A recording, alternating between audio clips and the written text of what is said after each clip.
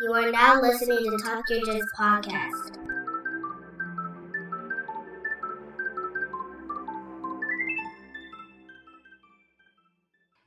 Welcome back to the Talk Your Jits podcast. This podcast is, as the name implies, all about jiu-jitsu. I'm your host, Lamar Smith, and today's guest is a purple belt who trains at Puente Jiu-Jitsu, located in Allegan, Michigan. Ladies and gentlemen, Jonny Puente. Thank you. Appreciate it, man. I'm happy to be here. Oh, man, the pleasure is all mine. How are you doing today, sir? Pretty good, man. Exhausted from hanging wall mats yesterday and then re-putting my mats down on the ground, and then now I'm readjusting my wall mats because we don't like how they came out. Gotta be perfect. Yeah, perfect. But, yeah, I'm sorry. Go ahead. I said the OCD in me, it gets the better of me. Oh, of course. But yeah, man, I want to give thanks. Thank you again for coming on and telling your tale today. I greatly appreciate that, man. Yeah, thank you again, man. It's a big, it's an honor and a big opportunity for me. So again, thank you so much for letting me come on. Not a problem, man. So without further ado, let's if you want to formally introduce yourself again, and let's hear about your jiu-jitsu journey. All right. Yeah, my name is Jonny Puente. I'm a purple belt. I run my own spot called Puente Jiu-Jitsu here in Allegan, Michigan, a little farm town that I grew up in. I got my purple belt from Alex Seaver, and then he's with Carlson Gracie team. My gym's still unaffiliated at the moment, but Alex is, hell of a black belt. Same with Carlson and all that. But it's always been a dream of mine to bring jiu-jitsu to my hometown, and that happened last year, and it's been crazy, especially the last month. I'll say the last month it's just blown up. Like since we've moved to our new location. My kids' classes, I went from only like 7 kids to 21. A new kid comes every class. My adults are steadily growing. People are kind of getting there, figuring it out and seeing. But yeah, no, I started my journey though, 2007, and it wasn't even really jiu-jitsu at first. It was more MMA and no-gi. But even that kind of happened by mistake. I went down to Dan Severn's down in Coldwater because it's like the only place that I could look up that was somewhat close to go train that was reputable. And I went in there, got the times wrong. I wanted to be a pro wrestler, but showed up for MMA class, tried it out, loved it. Did some MMA fights. Don't like getting hit in the face. I got my jaw broken, one of them. Oh. Yeah. Another guy beat the brakes off me. It was bad. But and then I just kind of trained for a while, and I had a kid in between that time. This was 2007 to 2009. I moved out west, where I met my daughter's mother, and we had a kid, and I just really focused on her. But any chance I got, though, because family priorities, all that, I couldn't train like I wanted to. And then where I lived at in Colorado, there wasn't anywhere to really train. I found a group of guys randomly to kind of get some rolls in, and none of us really knew what we were doing yet.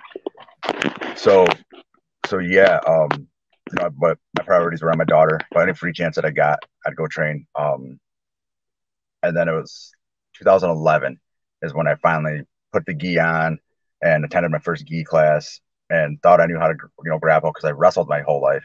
And I was so wrong. so wrong.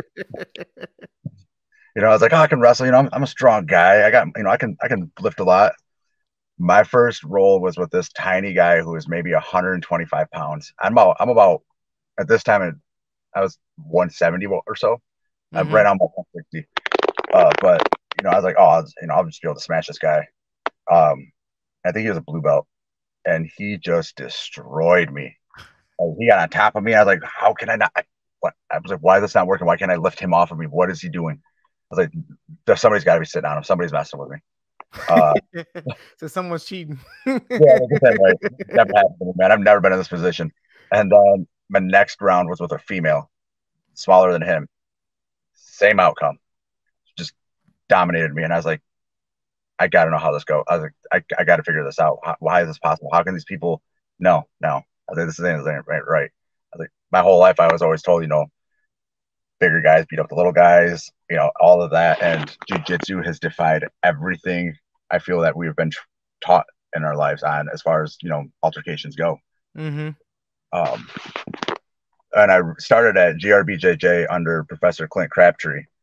That's where jiu-jitsu in West Michigan started, he always referred to himself as a source, and every gym that's opened up in the area since him, we have all at one point in time trained under him. Okay. And then, things kind of went south for him. He had his own demons he had to wrestle with. His gym shut down. And we ended up opening up Carlson Gracie Grand Rapids in like 2019. Yeah, 2019, I think it was. And we were all kind of worried at first because none of us really knew, you develop that bond, that family, with people you roll with. And for me, it's always jiu-jitsu was an instant like family thing because I always loved wrestling around. I always, been kind of a active guy and hyper on top of that. But yeah, like I'd go to other gyms. I tried other gyms after the GRBJJ thing kind of went south, and it just wasn't the same vibe. And like I've known these instructors forever, but I was just like, no, I just don't get the same feeling. As them, one of my longtime teammates, and then my instructor Alex ended up opening up Carlson Grand Rapids, and I was like, oh, okay. And man, that gym was awesome. I helped build it. I put a lot of my time into it. For a while I was teaching the kids, and I love teaching the kids. That was so much fun.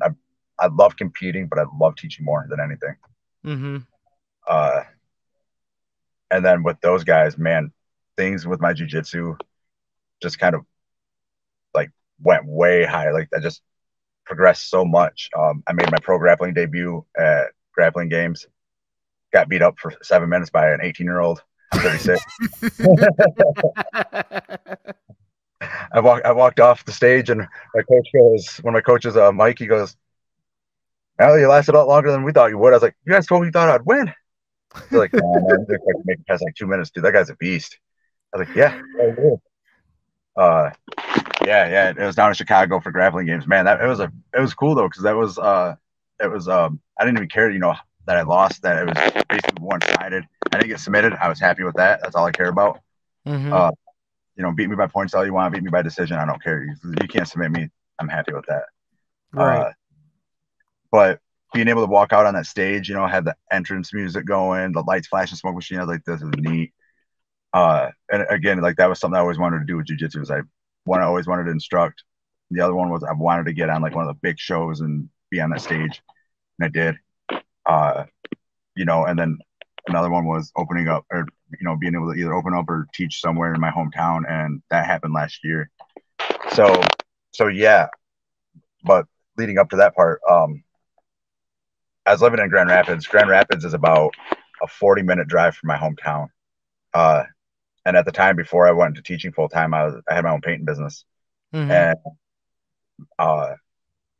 like life was going great, man. Life was going amazing. My business was thriving.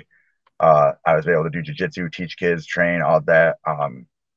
I got divorced right after my pro debut in 2019, and as bad as it sounds, I was super happy about it. It was a bad relationship, but it was one of those things. Like me and my ex-wife actually talked about it, and she apologized for how things went, and how she treated me. And I was like, hey, it happens. You were going through, you were really in a bad depressive state of mind, and I tried to help you, and nobody could but yourself.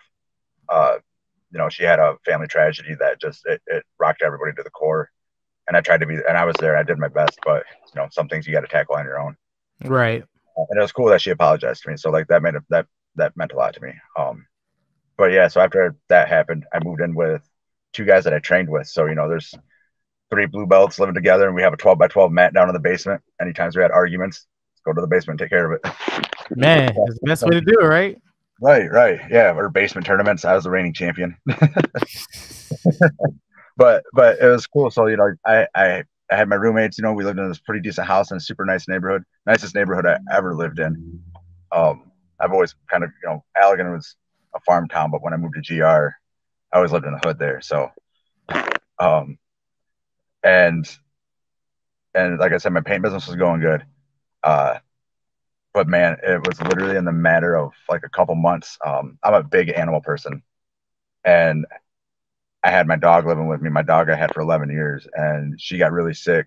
I kicked myself into overdrive on work, worked myself to the bone. Just like I tired myself out, wore myself out. I was done. It's burnt out. and my dog passed away. The same time my dog passed away, like the day that I had to put my dog down. The girl I was dating broke up with me. And then I had another guy working with me who he was forced to quit, and I was like, man, all of this in 4 days. Wow, man. That's So rough. on top of that, man, I was working so much that I started to not like jiu-jitsu anymore.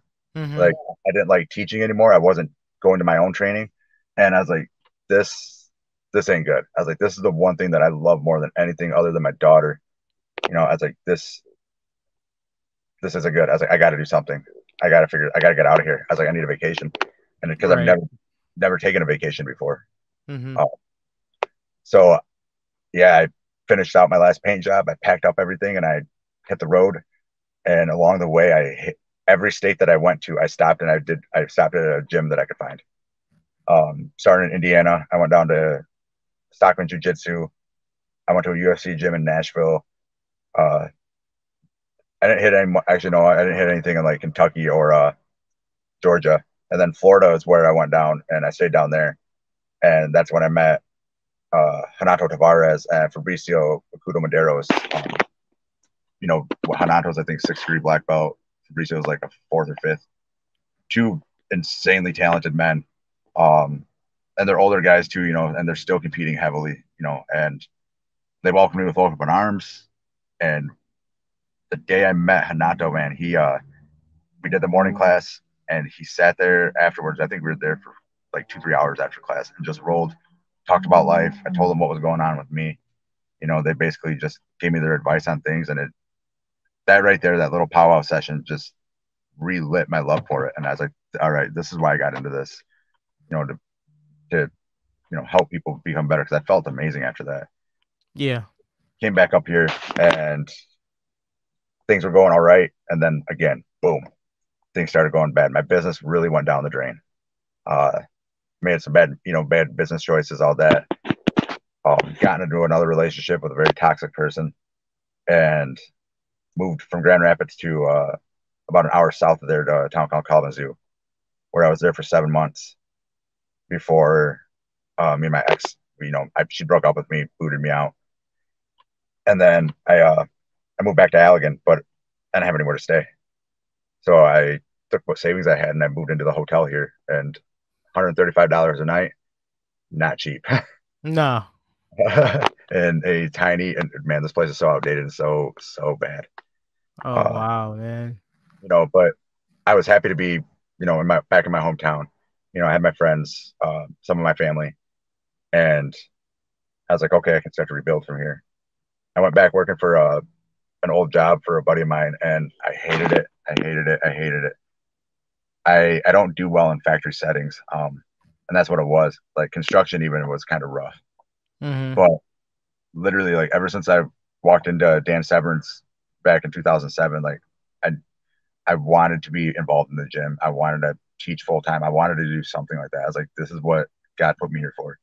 Yeah. I was like, this is one of those things, like, it makes sense to me. I can watch videos, watch a video, watch it twice. I can repeat what I just watched. And then living there, I didn't have a car, so I wasn't able to go train. I was like, man, like, I was at the lowest of my lowest points. My daughter by this time is 12 years old, and she hated seeing me that, like, at that point in my life too. So she didn't like to see me that sad and that upset. So she honestly didn't even, like, really want to see me or hang out with me, and that hurt too. Like, that just made me feel even worse. Man, I know, dude. And my daughter's my world.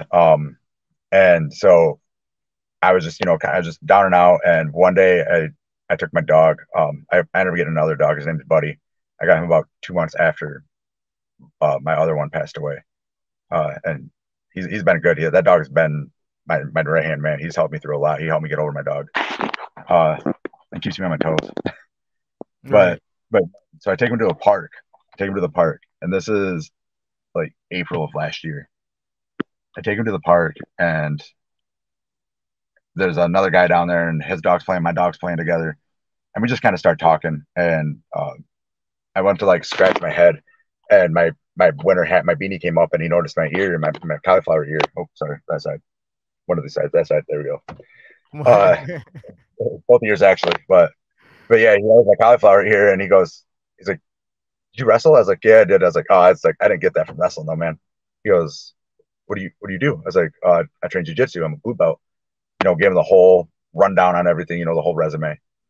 And he goes, "Hey, I'm opening up a gym here, and I want to offer martial arts, and jujitsu is one that I want to offer. Would you be okay with instructing?" I was like, "Yeah, yeah." Oh, yeah. He's like, "Yeah, yeah, yes, I will." I was like, "I'm only comfortable doing it in nogi right now." I was like, "I'm just a blue belt, dude." I was like, I've been a blue belt for like 5 years at this point. I was like, but I was like, yeah, I was like, yeah, definitely.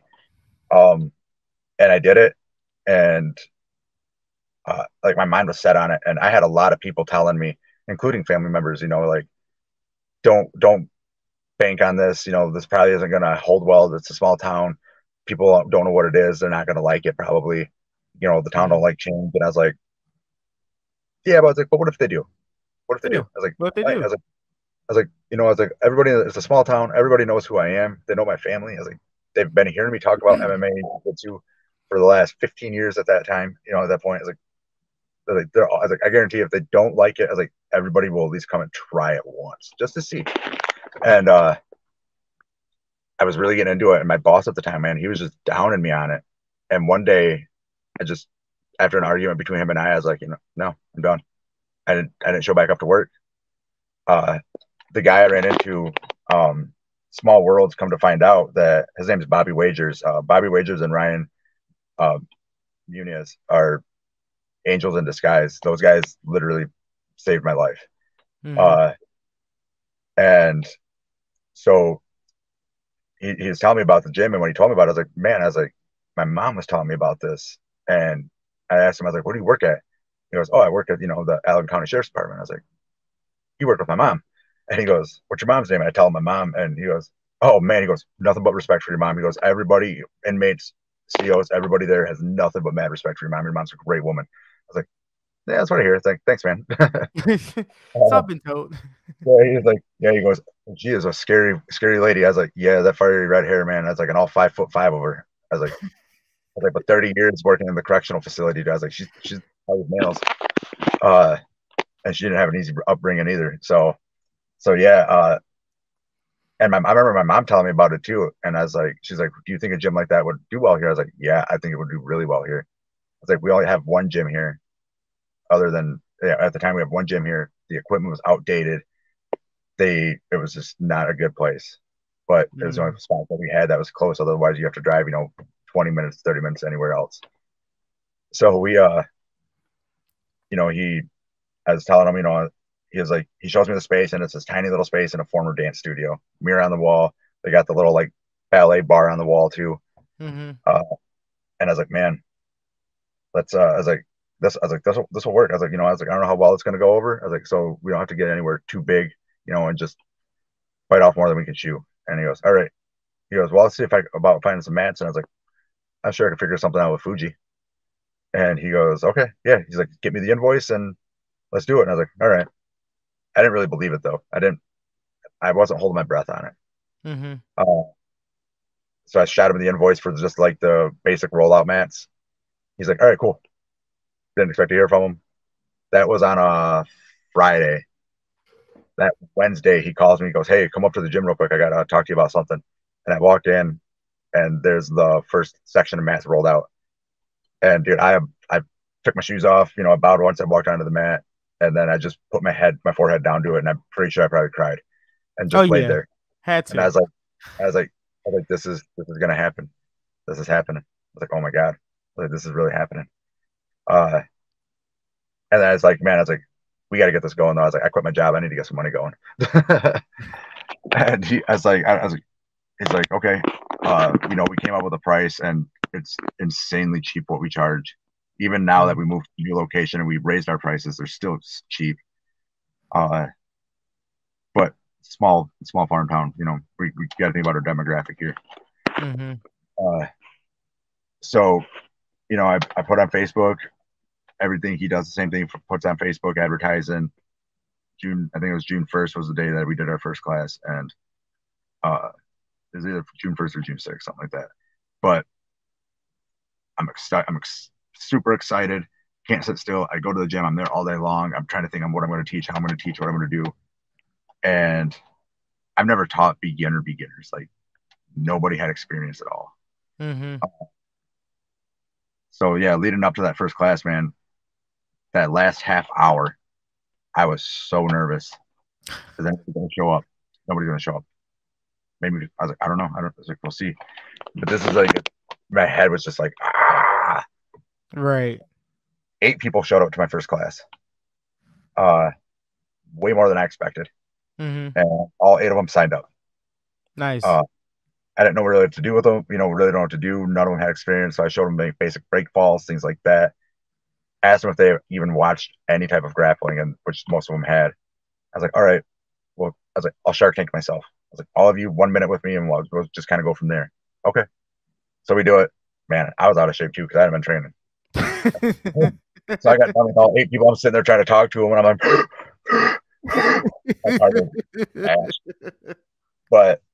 but it was cool. It was so cool to see that many people show up. Some I knew. One of my longest friends, I've known him since we were 5, and he always told me, and I figured it was just drunk talk at a bar. If you ever open up somewhere here in Allegan, man, I'm going to join. I swear to God, I'm going to come join you. He was the first person to sign up, and paid and everything. I was like, hey, did it. He still drops in here and there. And my first class, it was kind of funny because I told all of them, I was like, I'll be brutally honest with all of you guys. I was like, in about 6 months, I was like, a small fraction of you will be here. And they're like, no, we're here. I was like, nope. I was like, it's nothing against any of you guys. I was like, I don't doubt any of you guys' work ethic or how bad you want to train. I was like, that's just the nature of the beast. Yeah. I was like, that's how it is. I was like, what is it? I was like, I think it's like what 1 to 2% of people ever make the black belt. And jiu-jitsu has a 95% turnover rate. Yeah. So I was just like, that's just how it is. I was like, yeah, some of you might come back and drop in once in a while. I was like, but I was like, only a couple of you are going to train pretty consistently. Out of that first class, actually, the last one just stopped coming, but that's because she's going to study abroad. That's understandable. But at the end of that month, though, I had this 59-year-old, or he's 58 at the time, gentleman sign up, and he wrestled. He's like, my last wrestling match was in 1988, and I was like, oh man, that's when I was 2 years old. He's like, you think I could, do this? I was like, jiu-jitsu's for everyone, man. I was like, everybody can do it. Mm-hmm. And he is still going strong, man. He comes in here, he rolls with a lot of all younger guys. He's the oldest guy by, well, I got another guy that's 58 and one that's 45. So those guys right there, the next ones are like 10 years difference. I'm 6, and then it gets just younger from there. But yeah, man, that guy he is a beast, and he actually threw me about a month ago, and it was horrible. We hit the mat, and he goes, "Thank you." I was like, "For what? I didn't give that to you." I was trying to put up for an Uchimata. The next thing I know, whoop, there I go. But man, it's been amazing though, man. Having my daughter by my side, my daughter trains too and competes. My logo that I have, it's a little angry looking Hulk guy with no neck. And that was literally inspired by her and all her little friends from school, because they're like, Serenity, why doesn't your dad have a neck? Where's your dad's neck at? Like, Dad says if you don't have a neck, you can't get choked. And they all know what I do. And then they're like, and then they see me work out and things like that. So they all started calling me Mini Hulk. Mm-hmm. And I laughed so hard about it. And I was getting kind of mad about it. But then when I was looking up, trying to come up with ideas, and I bounced it off for her, she goes, I like this one, Dad. I like that idea. I like that. I was like, all right, run with it. But yeah, my daughter trains too, and she's 13, and man, she's right. She trains with the adult class actually more than the kids. She holds her own. She's a tough little cookie. But yeah, man. So that's what kind of got me into it, where I'm at right now, and it's, like I said, it's been a crazy ride. Blessed beyond all belief. Yeah, man. Still in disbelief. Like every day, I'm like, man, this is a dream. I'm about to wake up. It sounds like a crazy ride, man. Just from uh, I can only imagine opening the school. So like, I guess you want to say early in your jujitsu journey as a purple belt. Yeah, like I mean, and like I said, I've been training forever. So like my instructor, the guy got Alex, the guy that gave me my purple belt. I remember when he was a white belt. Like that's how long I'd been around. But in the years from 2011 to 2016, uh, it was a lot of up and down financial, trying to provide for my family. But you know, it was hard to do it, without any real solid income and cost of living going up. Mm-hmm. And not really knowing how to be parents. I mean, like growing up, my mom was there. I had my mom in my life. I didn't have my dad, but my mom was there. But she was a single mother raising two boys, so she was always working. So from the ages of 10 on, I raised myself basically. Mm-hmm. So trying to do like the normal adult things it was a struggle. Then trying to be a parent and do all of that was even more of a struggle. Right. And holding a job was hard too for me because I didn't get fired. It was just I would quit. I would always get bored, and I would just quit. Mm-hmm. 2019, I was diagnosed with ADHD, and I was like, man, that explains so much. So much. So much. Oh, man, if I would have known that years ago, I was like, I'd be a lot different right now. I was like, whatever. I was like, had life not gone the way it's went, and I embrace every obstacle thrown my way. Uh, had life none of those events happened, I wouldn't be where I'm at right now. Right.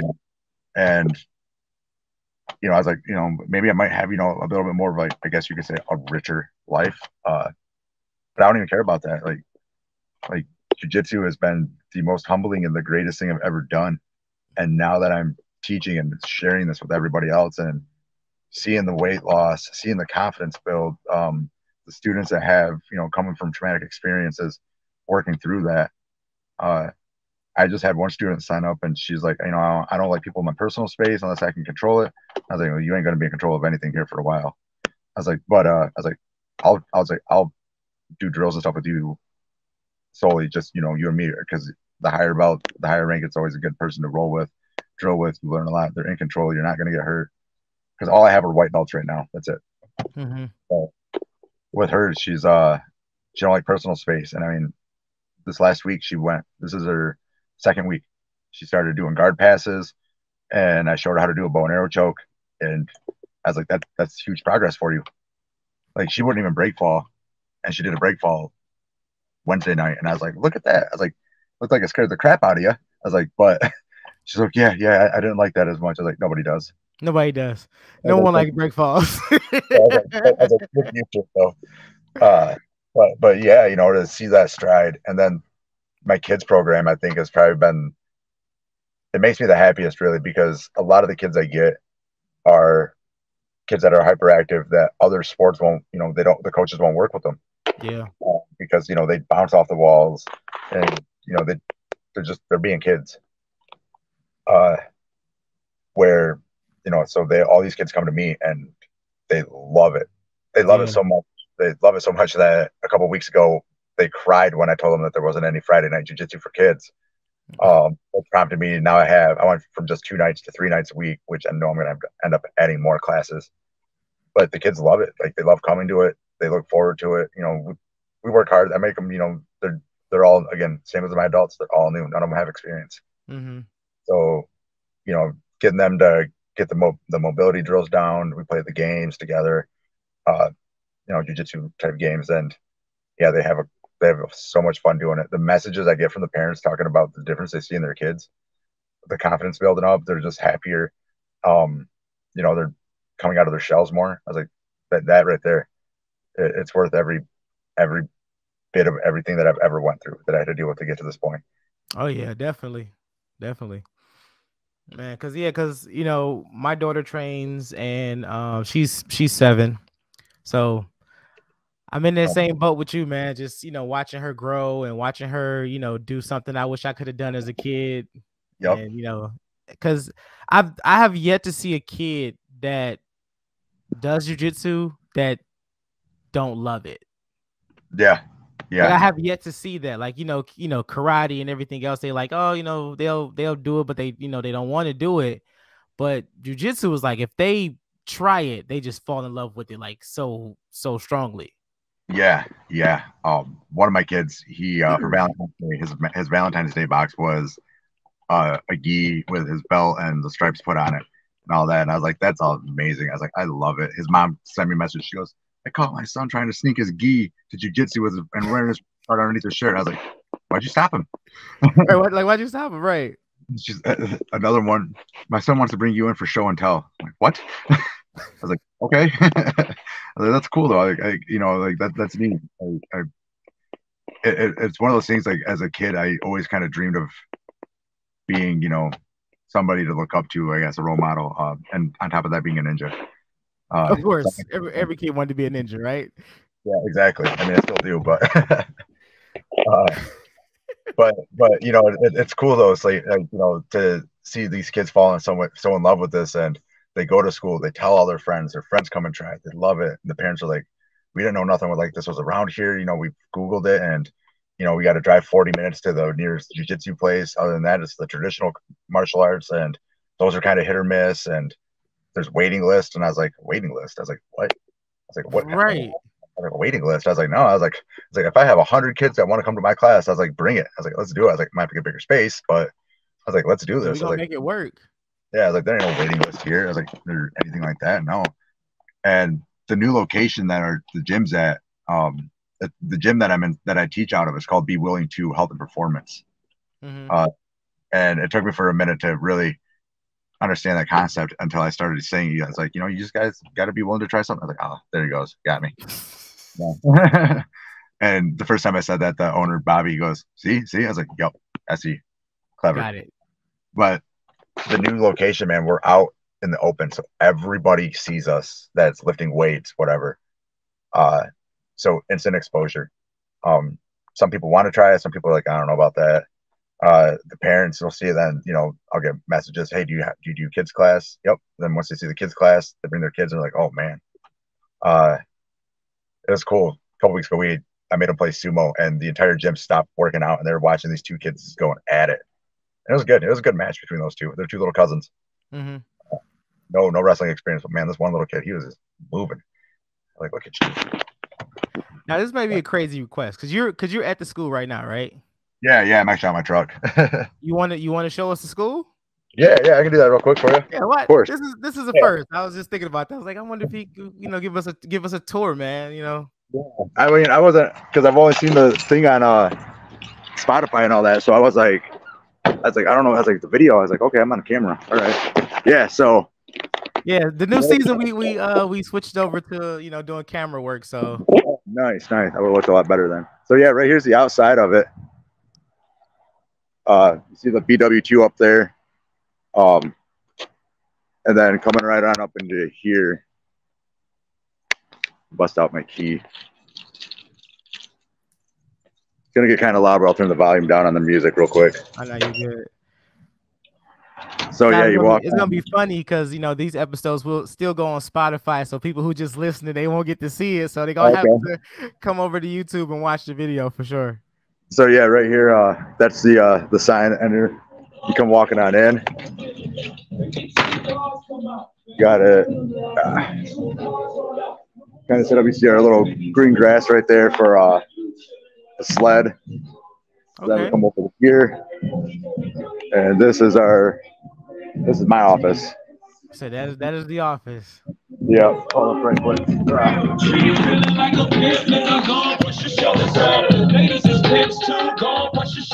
Good song though. All right, but yeah. Make sure I edit that out. Yeah. Got the sign going up there. We got the wall mats that we're moving around. We're moving that logo and stuff down to the other corner. Okay. All that. And that's actually my student Will right there that's doing it. That's awesome, man.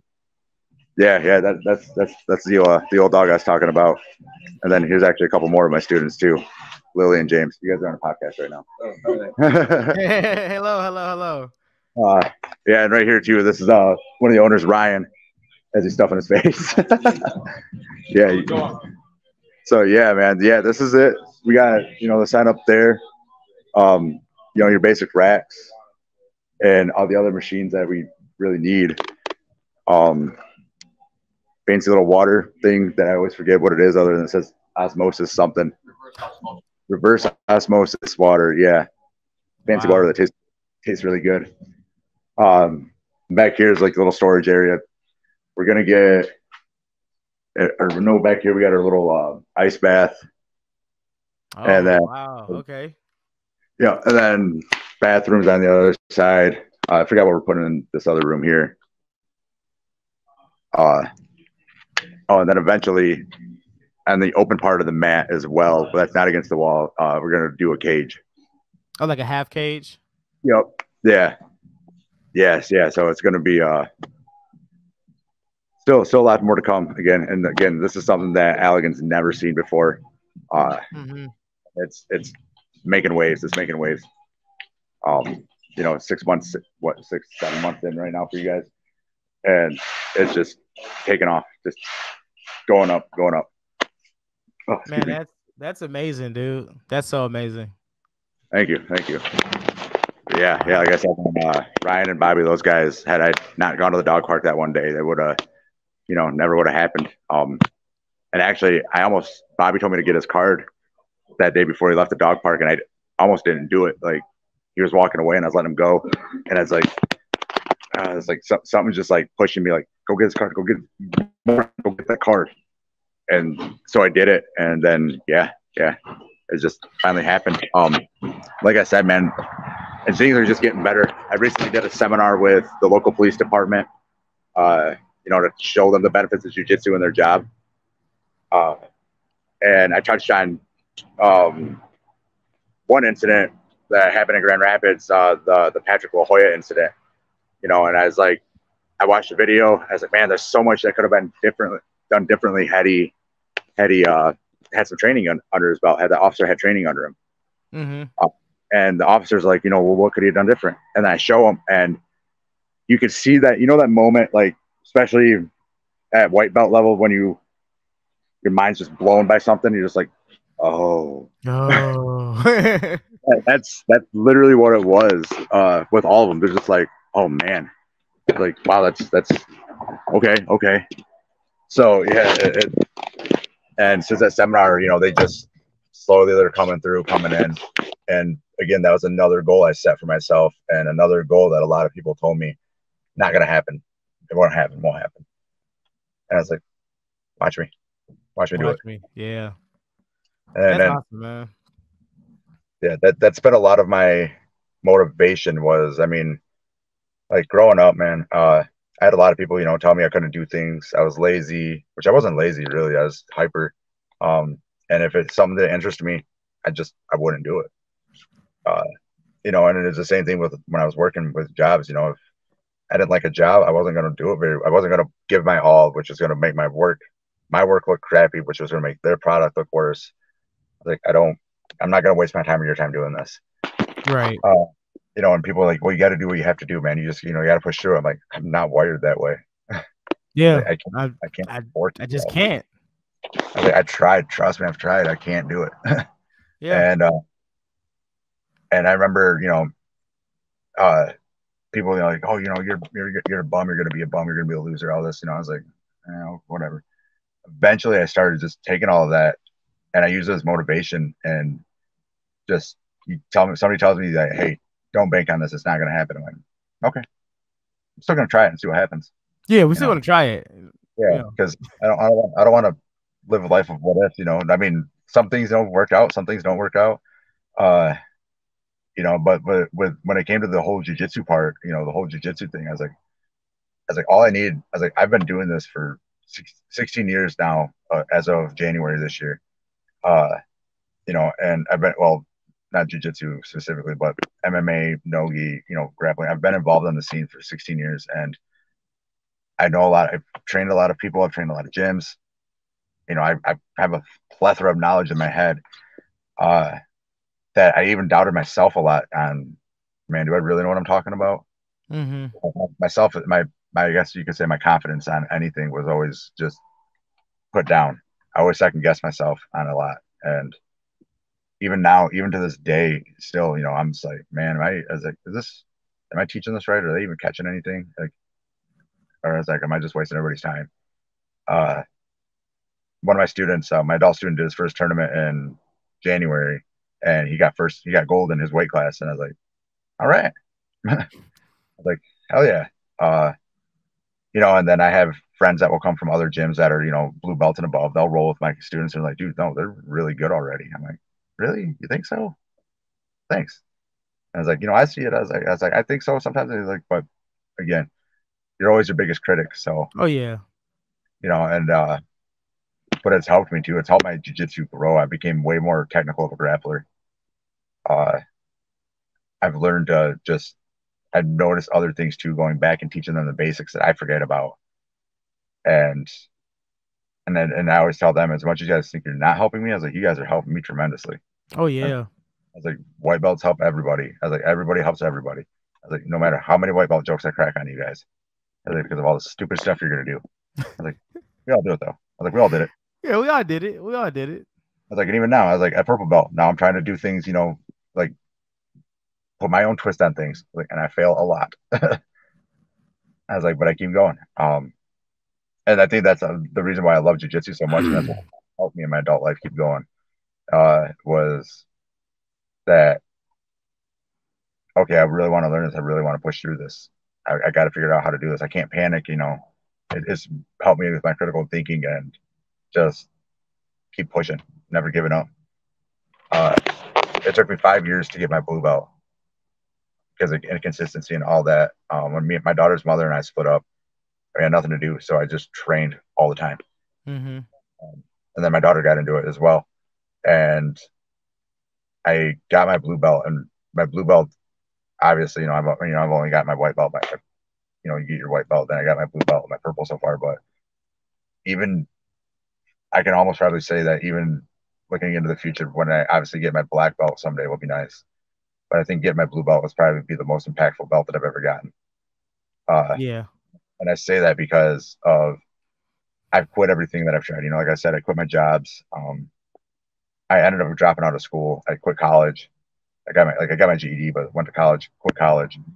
I'd give up on everything I tried. Even sports as a kid, I quit if Mm-hmm. it got hard. When I got that blue belt, I remember sitting. I cracked a joke. I was like, man, I sat out in my bed, laying at the foot of my bed, looking like a teen girl looking at the Tiger Beat magazine. Just staring at that thing, just flapping my legs in the air. Oh Uh, yeah, man. Oh but yeah. but it was a sign, mainly because I couldn't lay on my back because I walked the gauntlet. Bro, I was bruised for a month. My instructor told me that night, like they shark tanked me basically. All the upper belt shark tanked me. He goes, man, that's the worst one I've ever seen. I was like, thank you. Right. Like, thank you. I think. I think. But when I got my blue belt, man, it showed me that if I really do want something, I'll get it. Yeah. I learned to be patient. That it might, it might happen, in a few months. It might take 5 years. Mm-hmm. Uh, but the thing is I was like, okay, I was like, I got this. I was like, I can get anything I want, and that's what I needed. And every now and then I trip. I need to remind myself, you can do this. You got this. You can get this. You never thought you could get your blue belt. You got it. I didn't think I'd get my Right. purple. Last year, I told my girlfriend, I was like, when we first met, I was like, yeah, I don't think I'll get my purple belt this year. I was like, maybe next year if I'm lucky. And then I got it August 27th of last year, 3 months after I started teaching. That's awesome, bro. And yeah, it was a big moment.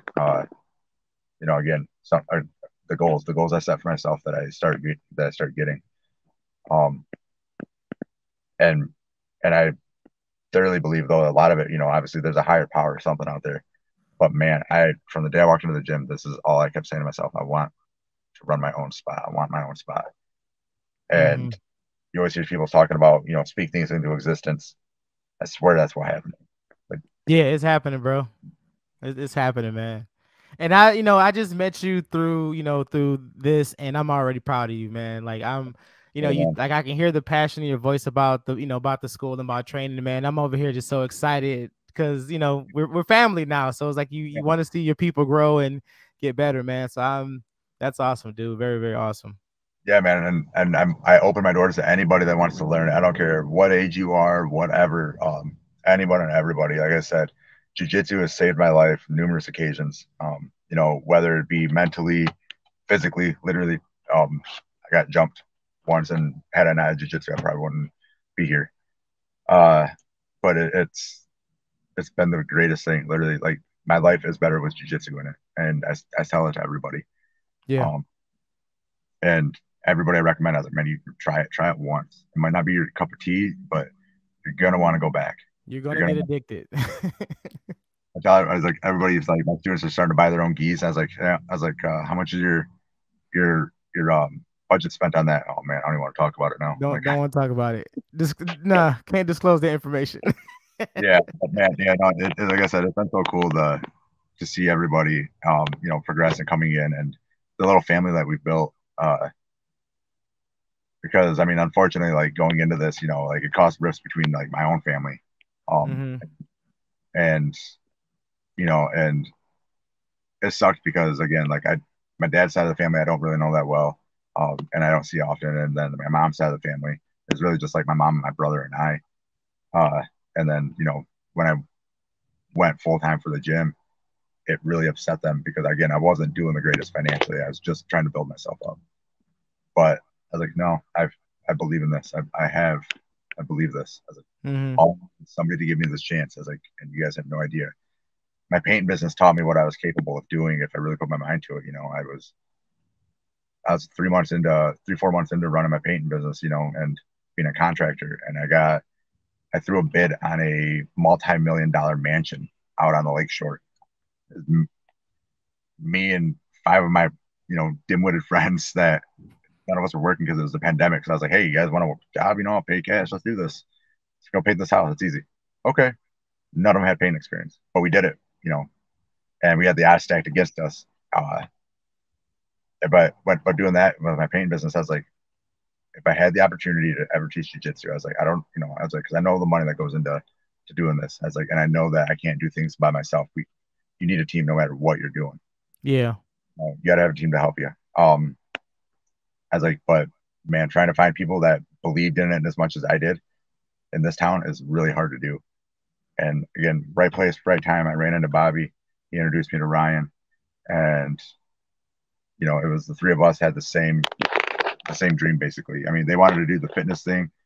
Well, one of them wanted to do more personal training, one wanted to do a full-on fitness gym, and then me was jiu-jitsu. And the three of us just collaborated, and the first location in Allegan took off really well. And I was riding my bike one day, and I rode by this location that we're at now, and I went into the gym, and they were there. I was like, guys, I had an idea. What do you guys think about? And they cut me off. And they go, the old family video location. I'm like, yes. Like, we've already been talking about it. And so yeah, it was crazy how everything got put into motion. That's awesome, man. But yeah, man. Awesome. Like I said, it's been crazy cool, and I love every minute of it. I love the struggle that I've dealt with, because as any instructor knows, you don't make great money doing it, at least not at the beginning. And it's cool to have, the support of the community, the support of my students. My girlfriend has been amazing as well. Because we met like right around the time that this was like all taken off. And she's had my back 110% on everything, my tournaments, all that. And even like help me get my loaner gis for my students. And right down to my Facebook page. I have no idea how to do any of that stuff. So she's like, oh, I got a Facebook page set up for you. I'm like, oh, thanks. Yeah, man. And even it makes a huge difference because like I said, I've had relationships in the past, and the exes always, oh, you're in the gym, you're in the, you do MMA, you do jiu-jitsu, that's awesome.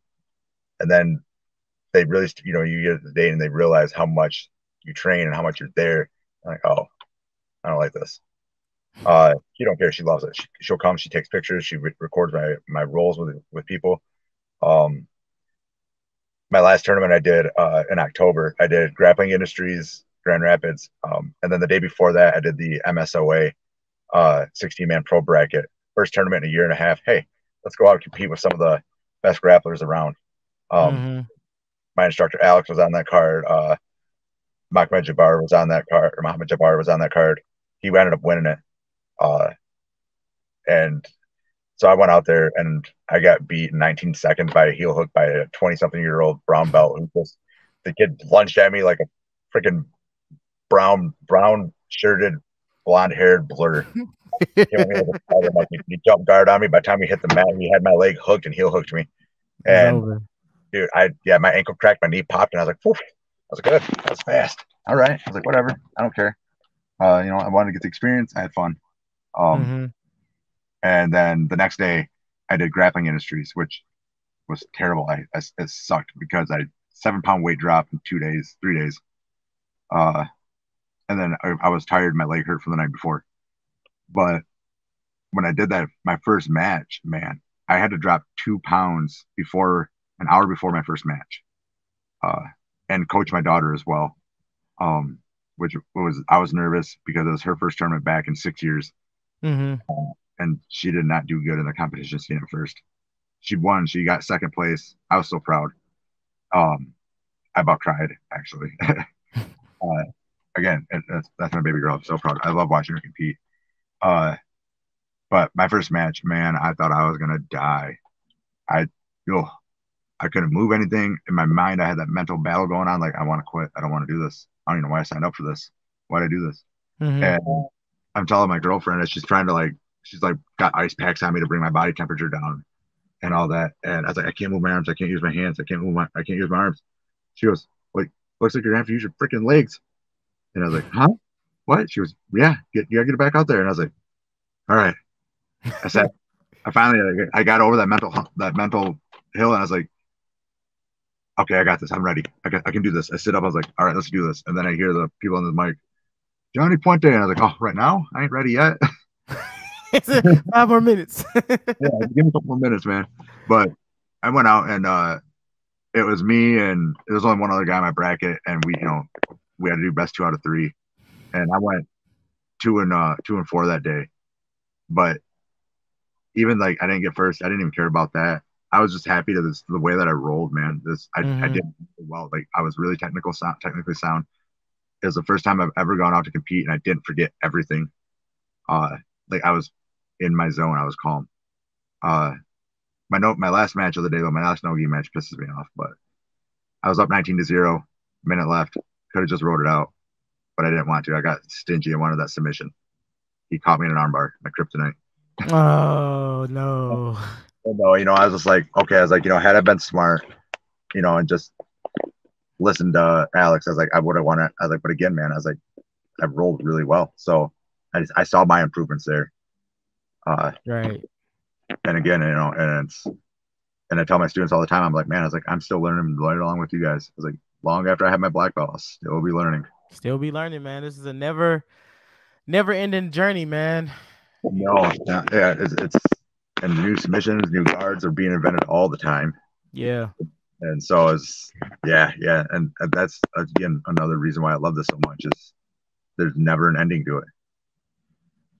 Definitely, man. But yeah, man, I don't even know what else to say, man, because it's just you. I mean, you explained the journey so well, and like I said, definitely happy that you're back into the sport that you love. But I do got to ask this question because I ask everybody now. So, who will be your three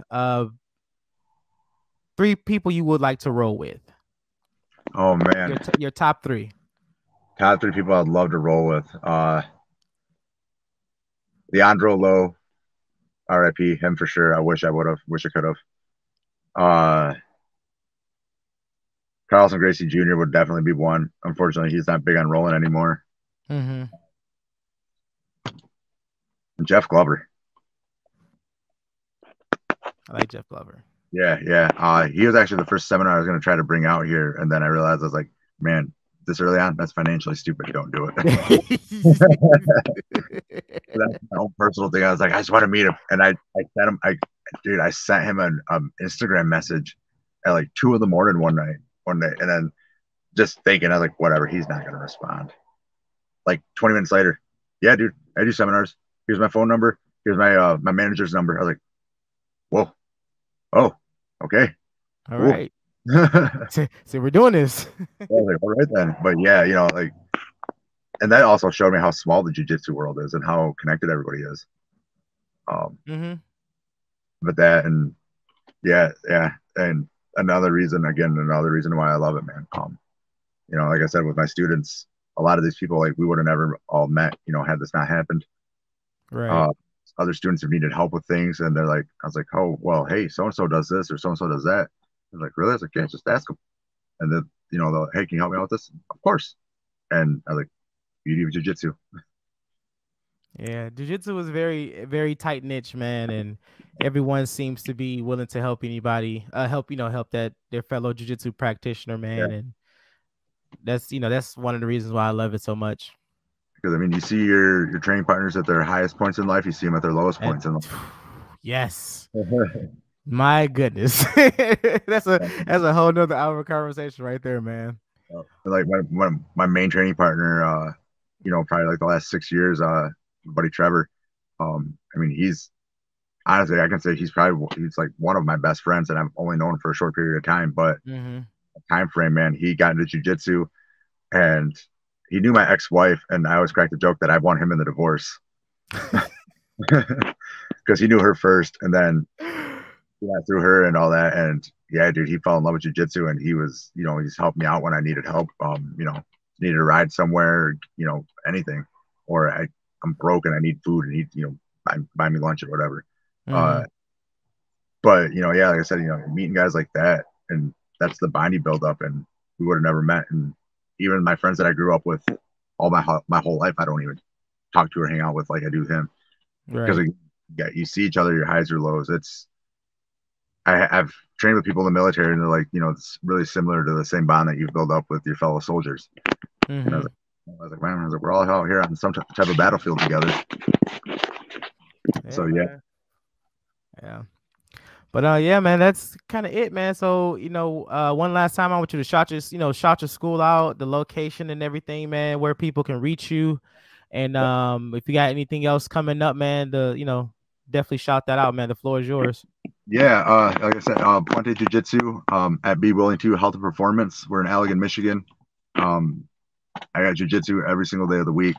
I welcome anybody to come train, man. Drop-ins, whatever, I don't care. I don't charge drop-in fees. If people want to throw me a few bucks, go for it.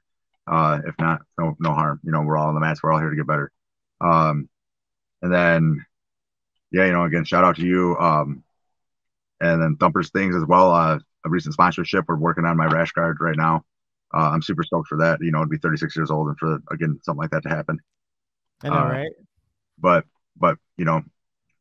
big things are coming, man. And I definitely have full belief in that everybody will know my name. Whether competition scene or even, my students that I'm going to turn out. But again, I can't thank you guys enough. I can't thank everybody else enough for listening, checking this out, and everybody out there that's supporting this and supports jiu-jitsu, all of you. Thank you. Man, likewise, man. And I'll be, we're friends on Facebook now. I'm in Detroit, Michigan, so it's not gonna be too bad of a drive to come and say hello and whatnot, man. And definitely train together one day. But we'll talk again for sure, man. To keep, to stay updated on how the school doing, how you doing, how your students doing, man, and see how everything flourishes out for you, man. Yep. Say at Facebook, Puente Jiu-Jitsu on Facebook, Puente Jiu-Jitsu Instagram, and then Johnny P. Is it Johnny? Oh no, J Puente BJJ is my Instagram log. Yeah, we'll have all the links so you guys can reach him and hit him up and go train at his school. So yeah, but that's the end of today's episode. I would like to thank Johnny again for coming on and sharing his tales and wisdom with us on his jiu-jitsu journey. I hope you guys gained something from it. Please go and follow our Facebook, Instagram, and YouTube pages to stay up to date on all future episodes. This has been Talk Your Jits podcast. Keep rolling, keep grinding, and remember, long live jiu-jitsu. Have a great day.